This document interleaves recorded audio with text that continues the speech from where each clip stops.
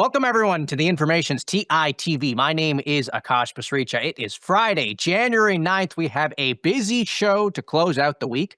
First up, The Information published exclusive reporting that DeepSeek is just weeks away from releasing its new flagship AI model. We will discuss the news with our Asia Bureau Chief. We're also exclusively reporting that Strava has filed confidentially for an IPO, and NVIDIA-backed cloud provider Lambda is in talks to raise $350 million ahead of its IPO. We will break down both of those stories. We have a great lineup of guests for you. Dan Schipper, CEO at Every, will join the program to talk AI and media, and we are also sitting down with Zach Reitano, CEO of Ro, who will talk about the company's new GLP-1 pill launched with Novo Nordisk. And it is Friday, so it's time for another edition of The Editor's Cut, and our weekend reporter will wrap the show talking about Silicon Valley's latest obsession, learning your biological age. It is a jam-packed show, and so let's get right on into things.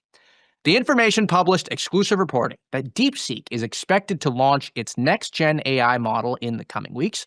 Joining me now with the details is our Asia Bureau Chief, Jing Yang. Jing, welcome back to the show. It's great to have you here. Thank you, Akash. Glad to be back in the new year. So what do we know about this new model and the DeepSeek news? Yeah, so the new model is going to be called V4, which is a successor to V3, which was launched in December 2024. And this new model features very strong coding capabilities. DeepSeek's employees conducted testings based on their own internal benchmark, and those testings show that V4 outperforms both, Anthropic and OpenAI's models in coding. But obviously, the proof is going to be in the pudding. We won't know if it really outperforms until we see what it is. Well, I mean, the first step is getting it out there. So that's the first step here. Talk to me about what is the difference between the V series models and then the R1 model that I know has gotten a lot of attention at DeepSeek. Yeah. So V3 was launched in December 24, as I mentioned. That model was already very good. It's a large language model, general purpose model, what we call, that already put the company on the map of the global AI community. And the R1, the R series, which we only had one generation so far, is what we call a reasoning model. Basically, it can perform it takes time to think and then perform a series of tasks in a logical sequence. And that was the model, by the way, which was released in January 2025, about a year ago, that shocked, that sent shockwaves from Silicon Valley to Wall Street. That was what we now call the DeepSeek moment. Okay. I wonder how you think about DeepSeek's model releases in the context of its position in the AI race. Is it in a similar sort of arms race as we see here in North America with respect to just trying to get the best model? I mean, is it working on anything broader than the models and applications that people can use? So DeepSeek, as you know, is like a big champion for open source. And then all of their models have been open source. And when R1 was after V3 and after V3 and R1's releases, it sort of started in China. This intensified this competition, and then really raised the awareness of open source among the Chinese LLM developer community. And throughout 2025, we see companies from giants like Alibaba and Baidu to startups like Zhipu, Minimax, and Moonshot all raced to release their own open source model offerings. However, in the same time, DeepSeek simply sort of has gone quiet.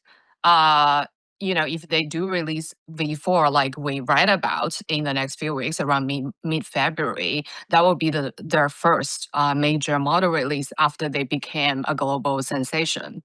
And then in the US, as we know, Llama, developed by Meta, was a big champion, is a big champion of open source, where I think most of the other model developers in the US sort of have taken the closed source approach. And then the DeepSeek moment last year also sort of incentivize some discussions over, if we actually should, in the US, if we should actually, do more open source models as well. And right now, we haven't seen that really happening at a larger scale. And then DeepSeek, plus, the other Chinese model developers that have taken the open source route following DeepSeek's lead, has in the past year really sort of made Chinese open source model really the most used by number of tokens around the world when it comes to just, open source models on their own. Great. Well, it is a story that we are following closely. Jing, I want to thank you for coming on. That is Jing Yang, our Asia Bureau Chief here at The Information.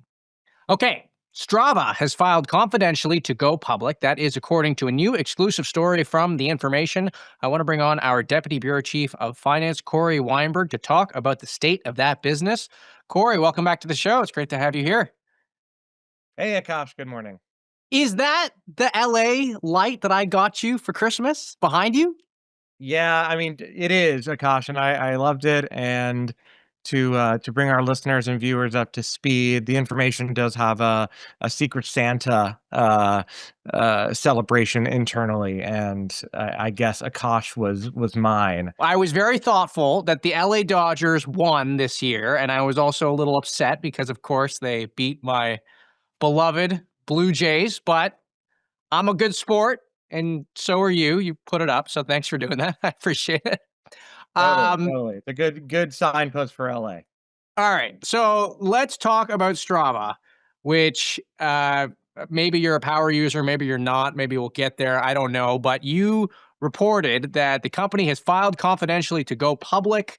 This is a business that we have been writing about for a little while at The Information. What do we know about the state of that business? Yes, I think Strava's gonna surprise people when its S1 comes out in a couple months. The business has had one of those unusual stories where it's been around forever. This company was founded, when I was still in high school, so quite a while ago. And it has picked up growth as of late. So its revenue is between $400 and $500 million was what we learned.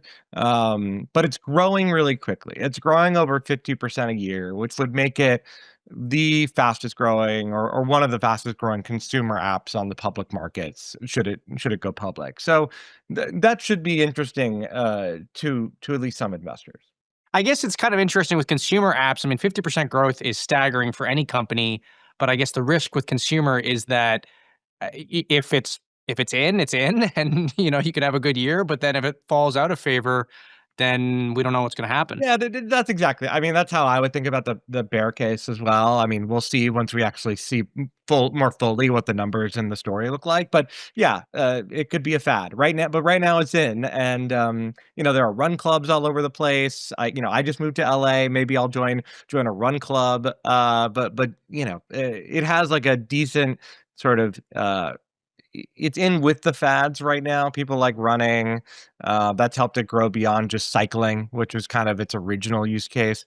But you're right. It could become not trendy very quickly. Who do you think would be a good public comp for Strava out there? I think the one that I've heard is Duolingo, just in terms of subscription business for, that is sort of making money off of people's, sort of hobbies or side quests, so to speak. So that's one that's sort of come up in my reporting so far. And I think Martin Hears, our colleague, shouted that out last night as well. Well, and so one of the other things I've been thinking about is you talked in the story about, how sorry, getting Strava. We got some noises here in the office, folks, but we're still going on with things. You had this piece in the story about the company being profitable, and we also wrote a weekend profile about the company a little while ago. And look, I mean, this is a business that I could have seen getting acquired potentially a couple of years ago, just given the product suite that it has. Is this all just financial discipline that it's been able to acquire other businesses, or what do you chalk that up to? Yeah, we don't know much about sort of whether there's been explicit M&A conversations. Obviously, there are larger companies that care about fitness that you would think, and health that you would think would be logical acquirers. Apple, Garmin, you've obviously seen private companies like Aura, and you wrote about Whoop, sort of take off on more of the hardware side. So I don't know. I mean, I think it's logical to say this company is still pretty small. We called that out in the story. That revenue, that top line revenue between 4 and 500 million. That's not huge for a public company. But yeah, we'll see. We'll see how it trades after it goes public. If it doesn't do well, I think it'll definitely get bought. Okay, so let's talk about another story that you published this week. You reported that you had some new reporting about Lambda, the Neocloud company. Tell us about what you learned there. Oh, Neocloud. It's getting interesting. About this time last year, we were all gearing up for the CoreWeave, or maybe not all of us, but I was gearing up for the CoreWeave IPO, which happened in March last year.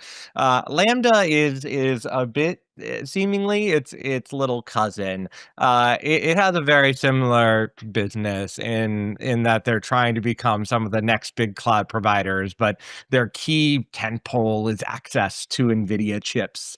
NVIDIA is both an investor and a customer, which is a similar dynamic to CoreWeave, and they're trying to go public. These businesses need a ton of cash. They have debt, and before it goes public, what we wrote yesterday is it's trying to raise at least $350 million in what's known as a pre-IPO a convertible note. And so that, we think is interesting and, definitely previews an IPO. I got to be honest, Corey. It's kind of funny. You are seemingly the only person I know that gets more excited about the NeoCloud sector than about Strava. I thought Strava was the more interesting business, but I guess NeoClouds are like, I mean, they are very much in this It's moment. just hard. They're harder, to unpack, or they're more controversial. Maybe like Strava is. It is what it is. I don't know. It's a consumer app that people use, and it makes money. NeoClouds always generate a lot more conversation because people don't know what to make of them. They are more interesting and weirder kind of financial animals. Like I said, they have debt. They all grow really fast. Lambda's growing sales about 80%. But I think the question with them is like, what's their IP? What is this company? Sort of, does it have a lasting business strategy beyond just being able to capture the AI boom? Now, you had this line in the story that I want to read.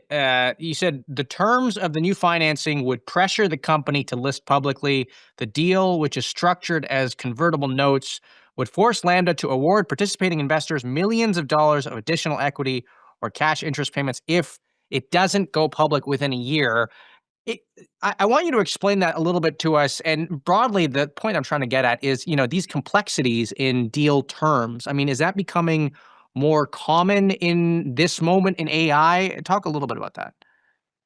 It predates that a bit. I would take it back about a decade now. It really these kind of pre-IPO, structured rounds became much more popular when there became kind of a bigger rush of capital into the private markets. There became a deeper pool of investors that were interested in getting a piece of companies before they went public. A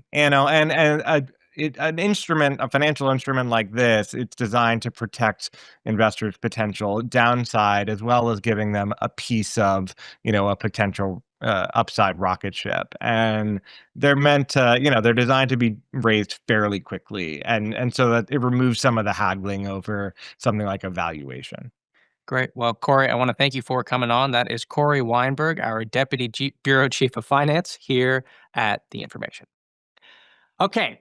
AI has seeded a whole new generation of entrepreneurs that are finding ways to reinvent old business models and also rethink how we use everyday applications.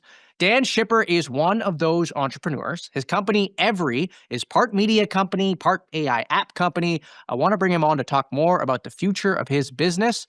Dan, welcome to the show. It's great to have you here. Thanks for having me. It's great to be here. Tell us about everything that Every is, because there's a lot going on over there. There's a lot going on. You can think about it in a very simple way. We think about Every as the only subscription you need to stay at the edge of AI. And we have three main pillars of the business. One is ideas, two is apps, and three is training. On the ideas side, we have a daily newsletter about AI. We do vibe checks. So, when a new model comes out, for example, we'll get our hands on that model before it comes out, and we'll do a hands-on review of it the day it comes out. We have a lot of stuff like that in our newsletter. We have a podcast. That's the sort of ideas side. Then we have an apps side of the business where we have 4 AI apps that we build and run internally. Each is run by a single engineer. One's called Cora. It helps you manage your email with AI. One's called Monologue. It's a smart dictation app. One's called Sparkle. It's a AI-based file manager. And one's called Spiral. It's an agentic ghostwriter. So that's the app side of the business. It's all tools that we build for ourselves to work better on the edge of AI that we also give to our subscribers. And the last part of the business is training. So for people who want to go deeper than just using our tools or reading our writing, we actually do hands-on trainings. We do what we call camps, where we, for subscribers, we have live streams where they can see how we use Claude Code, for example, or next week we're having the Cursor team on to come talk about how to use Cursor really well for AI coding in an enterprise environment, all that kind of stuff. So we have camps, and we have an enterprise offering where big companies. We have an enterprise offering where big companies bring us in to actually train their people, and we bundle this all together in one subscription. And with the apps, I'm curious, is the goal here to compete with, and I'm thinking about email here, because email is one where you've got these massive platforms. Is it literally competing with these AI email clients? I'm thinking of, the superhumans, stuff like that, or is it a more niche offering? Eventually, yes, I think it'll compete with, when I think about the giants, it's like competing with Google or Gmail, like that kind of thing. For now, it works with Gmail, it works with Superhuman. And over time, we're adding more and more functionality. I think the market that we're going after is really high taste AI early adopters who want to use features at the edge. And those are people that a company with a much bigger audience can't serve right now, and it's actually quite a small market, but I think it'll be the biggest market in the world in 10 years, and we're really, really focused on those people who want to use an agent like in their email for everything that they do, and that's where we're starting, which I think is very different from a Superhuman or a Gmail, where they have to sort of split the difference between AI early adopters and everybody else. Now, agents is kind of an interesting area right now, because I look at my own use of AI, and I certainly use it, but I don't know that I use as many agents as maybe I could be or should be. And you sit at this interesting junction of, trying to convince people to use these agents and embedding that into your apps. I wonder what reflections you've had from building in this space about how you can convince people to use agents, because it's a bit of a behavioral leap. And, I don't know how you think about incentivizing that. It's ultimately about trust. It's about having an experience where you use an agent for the first time and you're like, oh my God, I cannot believe that actually worked. And everybody has moments like that. And I think our job as people who make software and also people who write a lot is to help people get to that faster and make sure it's clear like what the value is. It's not interesting to use an agent just to say, hey, I'm using an agent. I think in 2025, right towards the end of 2025 is when programmers really began to be like, oh wow, agents are completely changing my entire workflow. Agents really started there. You can use Claude Code for like 20 or it'll go off and code for 20 or 30 minutes, or Codex can go off for hours. And that is really changing programming. And it has not quite gotten to that level for the rest of knowledge work. But I think 2026 is when we're going to see that happen. And the reason for that is all of these coding agents that are built specifically for coding actually translate very well into general purpose agents. And so they're becoming the foundation for general purpose agents that non-technical people are going to be using in 2026 and 2027 and beyond. So if I'm hearing you correctly, you're saying that the key to trust is having a product that works extraordinarily well. And until now, we haven't really seen the models be good enough. But in 2026, you see them finally crossing that mark. Yeah, you can think of models as like having a leash, and I think when GPT-3, for example, which is the first like real consumer application of LLMs when ChatGPT came out, when we started using GPT-3, the leash was very short. It's like one prompt, one response, and the response comes really quick. And over time, that leash has gotten longer and longer, and it's the longest right now in coding applications. And the leash is only allowed to get longer when the AI is going to reliably do something valuable with that extra time. If it's not going to do something valuable, it's not worth the time. And I think what we're going to find over the next year or so is that leash for non-coding applications is going to get a lot longer because there's going to be a massive amount of value that you see allowing it to go off and do something. And a specific example that I can give you that I experience all the time, which maybe people who are watching this are not yet experiencing, is I use an agentic browser. So I use ChatGPT Atlas. It's from OpenAI. And anytime I have to change a setting on a website, for example, I don't have to deal with that. And I get asked for that all the time because I run a company, we have 20 people. I'm always asked, like, can we invite someone to this, or can you change this security setting on this app? And my browser just now does that for me. So I never have to look at a settings panel ever anymore. And that's one of those things where it can be a light bulb moment for you to be like, oh my God, this is life-changing. You also are running a media company, which in the era of AI is kind of interesting. And you do some great writing on your website. What have you learned about running a media company in this era that you might not have expected when you started out on this project?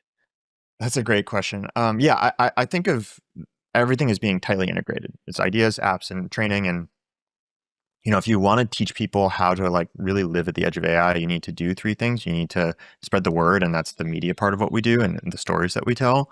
You need to give them tools to use, and we give them tools that we use ourselves.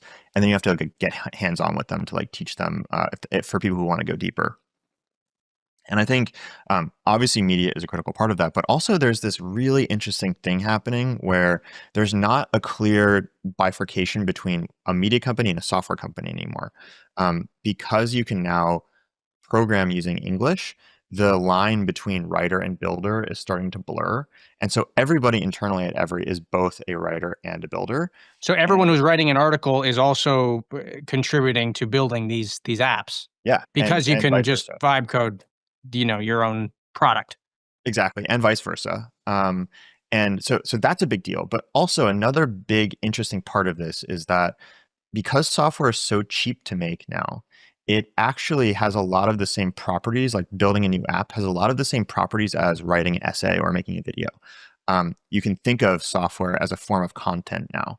And so that's another reason why the software part of things is not separate from the media part of things, because for us, if a new model comes out, we can go vibe code a new app to display its capabilities and then launch the app. And that's the equivalent of writing a really cool article about it, because we're showing people, hey, we built this thing. And it's not an app that we necessarily are going to support. It's just like a demonstration of what's possible now. And I think that's really interesting. Great. Well, Dan, I want to thank you for coming on. That is Dan Schipper, co-founder and CEO of Every here on TITV. Okay. If you live in New York, you might have seen the subway ads of Serena Williams injecting herself with GLP-1s. The company behind that ad is health tech company Ro, and this week it announced it is now offering the new Wegovy pill from Novo Nordisk. I want to bring on Zach Reitano, the co-founder and CEO of Ro, to talk about his business. Zach, welcome to the show. It's great to have you here. Thanks for having me. So this is the pill that you can take. This is not we're done with injectables, or are those going away? We're done. I think this is a yes and. This is really exciting. That's right. But I mean, long term, I mean, the injectables they probably go away, right? I think it'll depend on the individual, and the main reason is the amazing thing first to talk about the pill is I do think that it is going to usher in a new era of digital health, right? Direct to consumer health. It's the first time a drug of this size and scale launches nationwide on Ro, so someone can see an ad and go from diagnosis to delivery in 48 hours or less. And the cool part about this pill in particular right now is, one, it's more affordable, so it's $149 to start. But two, to your point, patients don't have to trade off between efficacy and the preferred form factor for many. So patients on treatment saw about 16 to 17% weight loss on the pill. That's going to be transformative. So it's a better form factor for many. It's more affordable, and it's available today. on row. The thing that you mentioned though about injectables is you do see both current injectables. There are some where patients lose 22%, and there are GLP-1s in the pipeline. Maybe people have heard of in Silicon Valley, maybe they've heard of Triple G or retatrutide or CagriSema. There are others that are coming out in 26, 27, 28 and beyond where patients are losing 25, 30% of their weight. And so you will usually see the pills be slightly less effective over in the fullness of time. So it really depends. What about side effects? Is there any difference in terms of side effects? They're quite comparable. The pill and the injectable. Yeah. And generally speaking, I mean, side effects I mean, where are we in that story of people seeing any kind of adverse effects here? Yeah, the typical ones that people see are, nausea, gastro challenges and issues. And they're in terms of the frequency, over in the clinical trials, it might be 30, 40% of people, but the side effects, and it depends how wonky we want to get, they usually they subside over time. They're usually what are referred to as peak to trough side effects. So it's when people start or they escalate in dose, but people can, and there are ways to mitigate those things, and we educate patients and care for them along the way to help mitigate those, but people can get comfortable and subside over time. I want to ask you a question about the broader healthcare landscape right now. It's been kind of a newsy week for the space because OpenAI has made this new, deeper push into health tech with its new platform. And one of the interesting things that we've talked about on this show is OpenAI integrating with all these different platforms, not just in healthcare, but other apps and tools as well. But the broader question I have for you is, so OpenAI is going to make sense of all this data with ChatGPT, and maybe you can link up your MyFitnessPal or maybe your Apple Health at some point. And the business question that I have in my mind is, isn't there a risk that these companies integrating with ChatGPT could just end up cannibalizing their own business and the value proposition that they had in the first place? How do you think about that issue? Well, if from our perspective, I think so first, I think it's a great launch. It's exciting. I think that the established healthcare system, I think over the last 20, 25 years has had its chance to use technology and clearly has come up short for a lot of people. And I think this is just a preview of things to come. So it is really exciting. I think for us, the thing that we really see about AI and not only using it internally a bunch, but when you see right now in ChatGPT, oftentimes it'll caveat, or other AI LLMs, you'll see it'll caveat and says this is not meant to replace your provider. And so what we really think about is, okay, all of that data, how do we make it actionable? And at some point in time, right, we want to make that data actionable. And that might be a prescription, that might be provider guidance, whatever it may be. So for us, we actually just think that the more patients are engaged with their health, the more that they can turn that unstructured into structured data and get feedback in real time, the better off they'll be. I think an interesting analogy here for Silicon Valley that's obsessed with how does AI really spread throughout healthcare? I think driverless cars are actually a really good analogy here, right? And the reason I say that is you have some pockets where you'll see these very controlled experiments where they'll be fully autonomous, right? So that's like a Waymo driving around Palo Alto or SF. You'll see similar things in healthcare, right? So an insulin pump is sort of the V0. It's deterministic, but it's making automated decisions, right, in real time. You saw in Utah this week, Utah is rolling out a pilot where refill prescriptions can actually be done entirely by AI. So these very controlled experiments, and they'll roll them out over time. And then you do have the equivalent of what we've seen more in like Tesla FSD or lane assist or parking or things like that, where it complements the human driver. And you're going to see a lot of that as well, probably spread far faster. The interesting thing to me is the society's perspective is we have this massive supply chain shortage in healthcare, right? Too many people need it, too few to provide it. That's hopefully what AI does. The societal question, I think we're facing it with driverless cars is basically like how much, it's an odd way to say it, but like how much death are we willing to tolerate in the interim? Because driverless cars in many ways, we don't hold the bar that they need to be better than the average driver or even the best driver. We hold the bar that they need to be 10x better. And I think we're probably going to do the same with healthcare. So it'll be interesting to see how it rolls out. But I think that's a good analogy for people. So let me ask you another question there on that societal sort of piece of all this, which is that Yeah. we had a doctor on this show earlier this week talking about the question, who is accountable in the scenario where somebody goes to an AI platform for health advice and unfortunately something goes wrong? There is a question about, is it the platform? Was there a doctor at all in the loop? Yeah. How do you think about that question at Roe? So for us, the way that we think about it is, for things like that, the doctor will be in the loop, right? And I think there's very, very clear regulatory guidelines in the practice of medicine. And I'll give an example of where we use AI to give our providers leverage while dramatically improving the patient experience. So right now, patients can report a side effect, and they could do that historically in a structured way. So what side effect they're experiencing, the severity, the duration, any other associated side effects, whether they can still move throughout their day or take the medication. And that would create a task for a provider to review. And 24/7, our side effect response time was under an hour. Then with the launch of these LLMs, we could take tremendously unstructured data and make it structured. So if you're talking to Ro and you send a message, every message is routed through an LLM. We can actually flag whether a side effect is reported in that unstructured message, create a task routed to a provider, and we've published this data. We've been able to reduce the speed with which a provider can respond to a side effect by 70%. So 24/7, the median response time to a side effect on Ro is 15 minutes. That was impossible to do before LLMs. Right. So I think it's going, that's where I think, again, the driverless cars are a good analogy, because I think it's more familiar to people, but there's an entire spectrum of autonomous. There's multiple levels, how involved the human driver is, whether there's a test controlled pilot or highways or all of these different smaller pockets and use cases. So I think that's a good analogy, but that's how we think about it. The last thing I want to ask you about before you go is this conversation around peptides is like everywhere now. Everyone is talking about peptides and microdosing, right? It's a big peptides, microdosing. The idea of getting drugs or medications directly from a manufacturer, I don't know. I would never do it, and I'm surprised if people do. But we are in this Silicon Valley era of people trying new things. Yeah. How do you think about moonshot bets at Ro, and what do you have your eye on in terms of innovations that are coming down the line? Yeah, so there is this large, as you said, there's this large peptide craze. I think it's a very high level, like, generic term, because I think the most popular peptide will be GLP-1s. Right, I was just going to say, right? I mean, that is literally a peptide.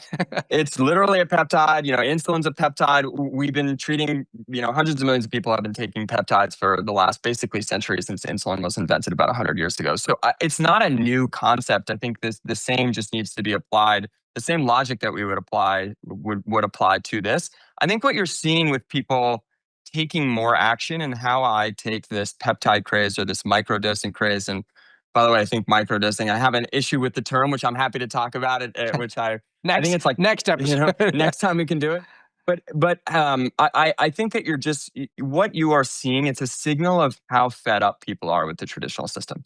Right? They're taking more into their hands. COVID, I think we lost a lot of trust in institutions, and you're seeing that. I think this is just one other example of that. And but I do think that the traditional system, to your point with manufacturers, they are investing more in direct to consumer and empowering patients. And I think the companies that win in the future are the ones that lean into that and lean into empowering the patient and the provider to collaborate to achieve their goals. Great. Well, Zach, I want to thank you for coming on. We appreciate it. And next time you come on, we will have you give us your hot takes on microdosing. I'm sure that'll be a fun conversation.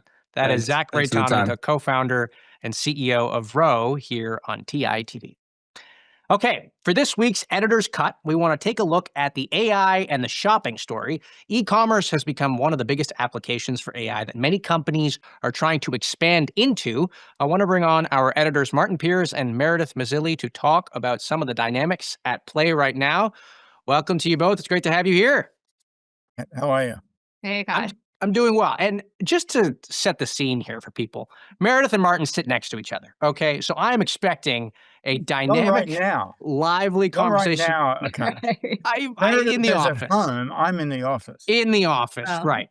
Got it. No collaborating, yeah. There's no collaboration whatsoever. Meredith has just gotten out of her pajamas, whereas I'm here in the office. All right. Well, let's just talk about e-commerce. How about that? So, I'm going to put a prediction ahead, and I want your thoughts on this, which is that I actually think that Amazon is going to make a lot of noise this year in the AI and e-commerce story. I think they're going to push ahead in some cases, and I think this is going to be the year that Amazon finally breaks out. I think shopping is going to be at the center of that. Meredith, what do you think of that prediction?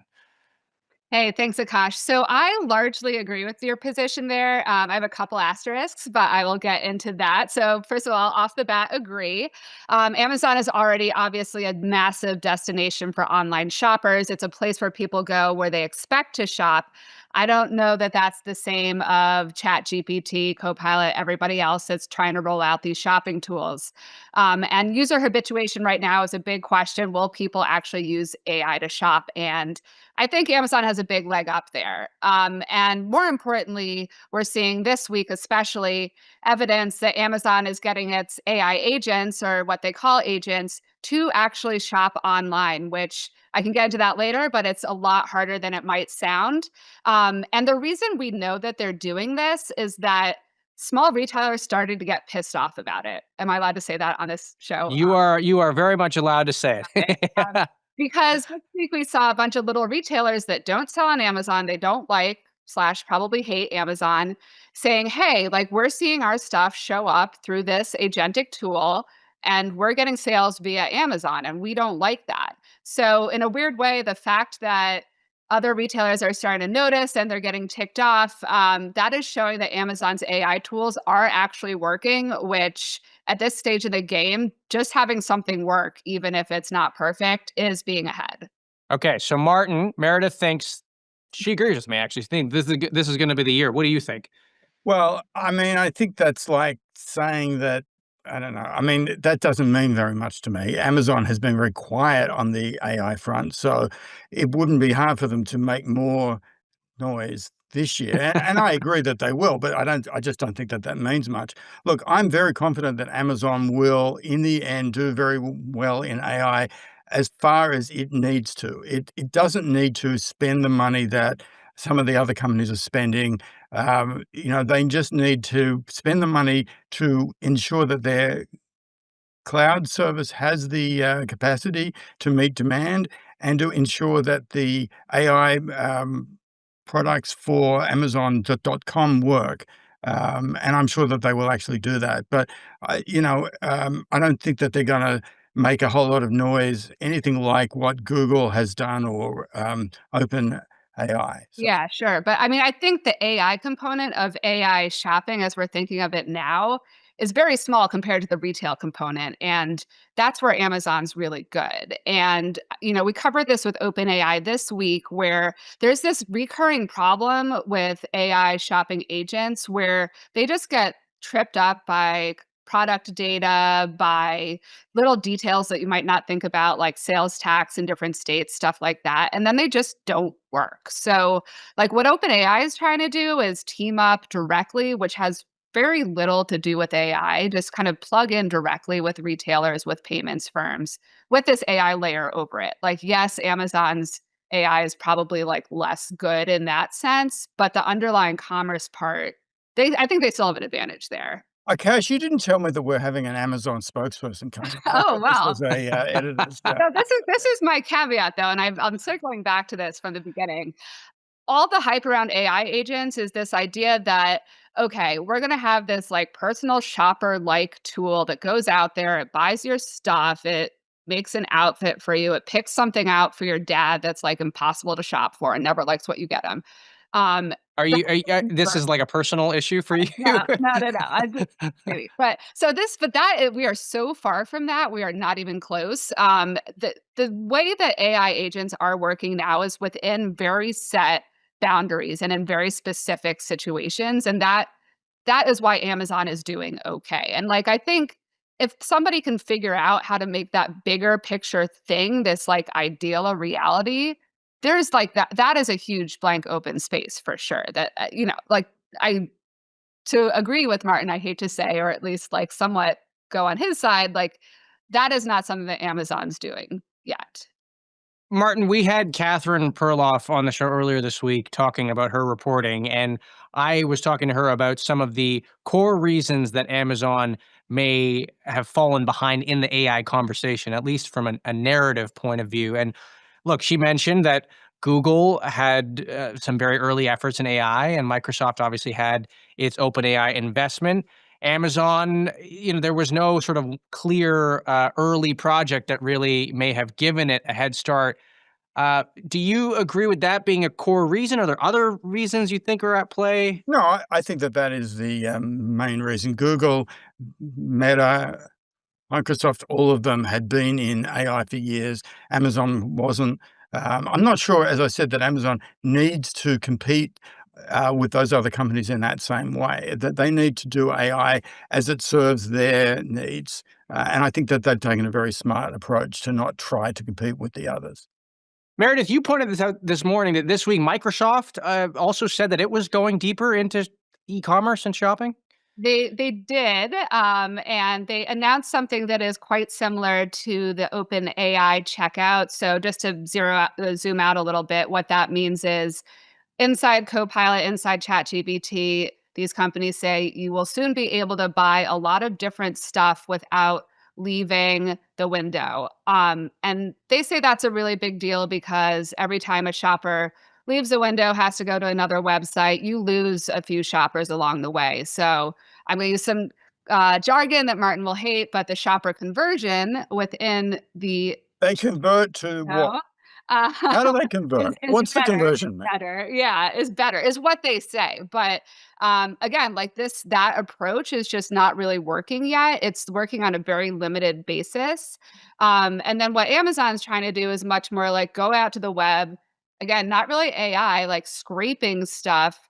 Basically sounds like a bot, right? And then finding stuff and bringing it back. I mean, Akash, you have to remember we're in the period right now where companies are announcing things constantly. Many of these announcements, will never work and we'll never hear anything of them. But the media being what it is, they write them up as though they're really important.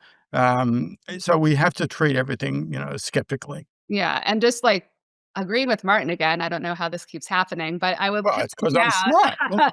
I will point out that the initial OpenAI announcement around these checkouts came, I believe, in September. So before Black Friday, Cyber Monday, like the Super Bowl of retailers each year.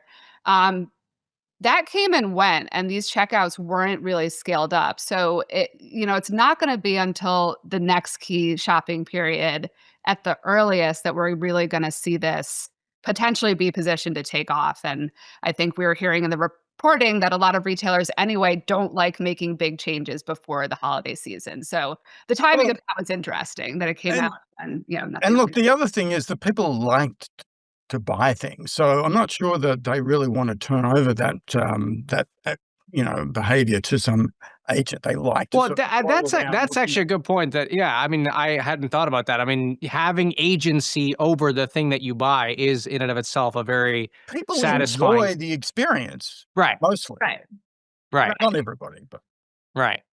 Okay, well, I'll tell you what, that's a good place to end it. I want to thank you both for coming on. That is Martin and Meredith, two of our most fun editors here at The Information for the bar this is week's not very high there. Editor's Cut. Okay, It's a all low right. bar. Okay, you know what? Get out of here. I'll talk to you guys. Talk to you guys very soon. All right, where are we in the show here? Okay. Many health tech companies now are starting to offer products and services now that will tell you your biological age. My colleague Jemima McEvoy wrote a deep dive in our weekend magazine about that trend and about some of the complexities that come up with companies offering these new features. I want to bring her on to talk all about it. Jemima, welcome back to the show. It's great to have you here. Hi, Akash. It's great to be here. I should preface this by saying we've talked a lot about health tech on the show so far today. We've talked about GLP-1s. We've talked about peptides. We almost talked about microdosing. We didn't quite get there. And so biological age is right on the money for the realm of things that I want to get to. Did you track your biological age as part of this story that you wrote? I really wanted to, but because of the timeline with the story, we were worried that the results wouldn't come back in time. Okay. So, yeah, because this is different than looking at your watch. This is not like telling me like, oh, my Whoop tells me I'm, younger. No. So that's different. There's like lots of different types of biological age tests, and those are more just like measures. They're a little more casual. The ones that I'm talking about in these stories are the kits that you order to your house. You take like a cheek swab or like a blood sample, Hmm. send it off to a lab, and then a few weeks later they'll send you back your score based on like a variety of different measurements. Interestingly, though, like one founder that I spoke to who runs one of the companies that sells biological age tests, he told me that he thinks that the best way to measure biological age might be by just looking at your face and guessing your age based on Shocker. how you look. Waking up in the And morning, looking in the mirror. yes, and he said that my age was what it actually was. He just guessed it. So anyway, I don't know what that says about my physiology. Do we do that? We just look people and guess their age? I mean, is that something we do? In this world, yes. I guess so. Okay. Well, look, I liked your story a lot because it dived into the way that Silicon Valley has embraced it, not just from an adoption perspective, but also from a business perspective. Talk a little bit about who the big companies are, how much money is going into this space, and then really what some of the complexities are around being able to say that you are 30 years old, but you're actually 25 or you're actually 35.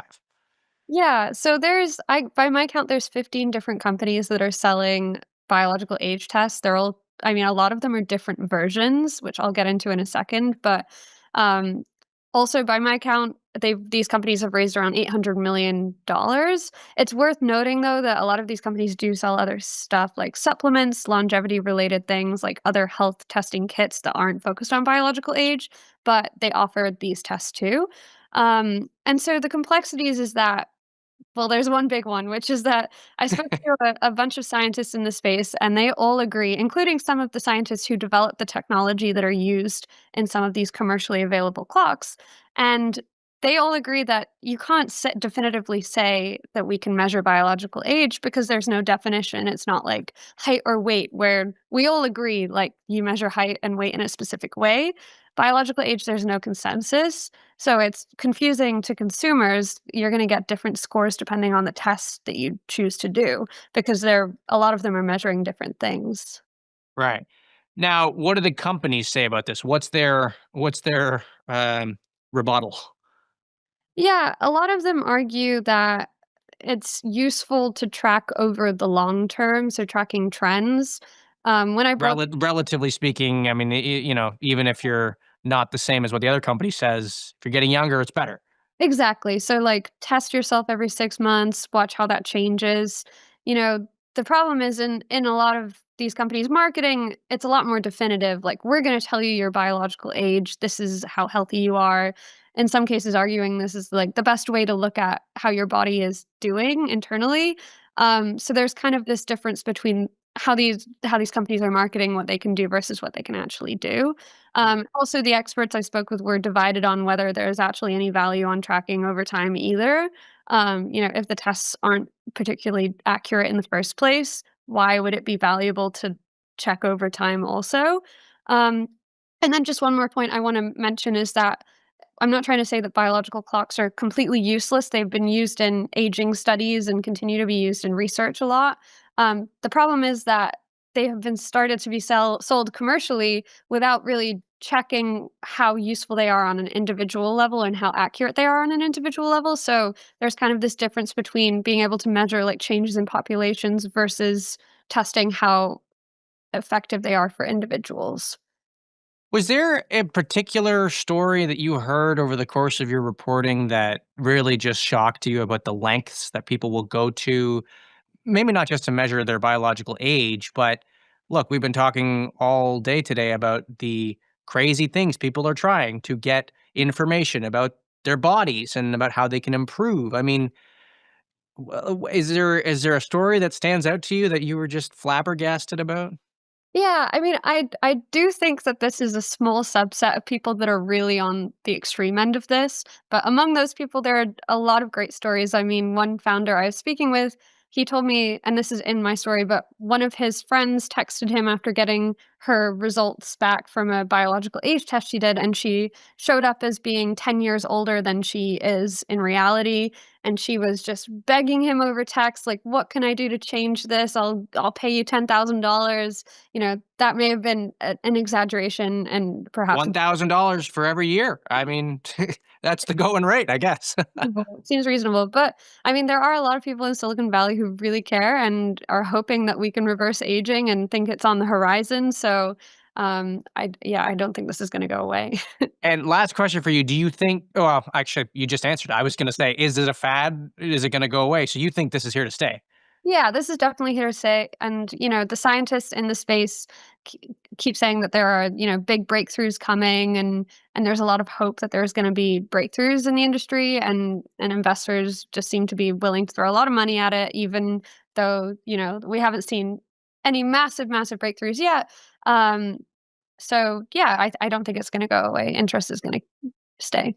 Great. Well, Jemima, I want to thank you for coming on. That is Jemima McEvoy, our weekend reporter here at The Information. Okay, that does it for today's show. A reminder, we are on this stream Monday through Friday at 10 a.m. Pacific, 1 p.m. Eastern. I want to thank you all for tuning in. We really do appreciate your viewership. I'm already excited for our next show tomorrow. Not tomorrow. Today's Friday. I'll see you on Monday. Have a great weekend. Talk to you soon. Bye-bye for now.